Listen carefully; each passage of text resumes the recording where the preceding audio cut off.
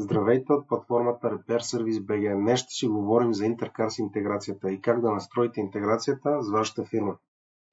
За да отидете в таб Intercars в левия ъгъл, ще видите една форма, която трябва да попълним.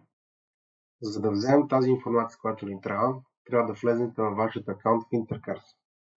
Горе в десен ъгъл, когато сте логнати, виждате името на вашата фирма. Под името на вашата фирма е вашият клиентски ID. Копирате този клиентски ID, започва с буквата B. Връщаме се във формата. В тази форма, в първата част, поставяме клиентският номер.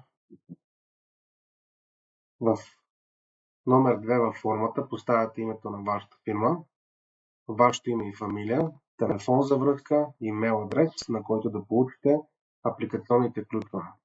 Допълнителна информация не е задължителна, след това цъкате бутона Подай. След като Intercars обработи вашата заявка, ще получите имейл, който имейл ще започва с заглавието вашето клиентски ID и вашата фирма. В имейла ще съдържа линк. Когато го цъкнете, ще ви отвори тази страница. Въвеждате вашия имейл адрес и цъкате Send Code. Ще ви изпрати код, с който код се връща отново в тази страница. Слагате код и те ще ви отвори ключовете. След като получите ключовете, в табчето вход Intercars, където пише клиентско ID, поставяте вашето клиентско ID, където пише Client Secret, поставяте вашето Client Secret. След като сте ги сложили, цъкате бутона Запази.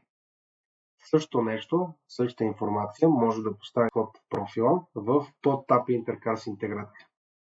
Тук ще бъдат запазени вашите клиентска ID и парола, като във времето може да го променяте, ако се променя и вашата фирмена информация. За да сте сигурни, когато е запазено всичко работи, се връщате отново в Intercars интеграция таба или таб Intercars и в него ще видите името на вашата фирма и информация за фирмата. Това означава, че интеграцията се е връзала успешно и може да започнете да работите.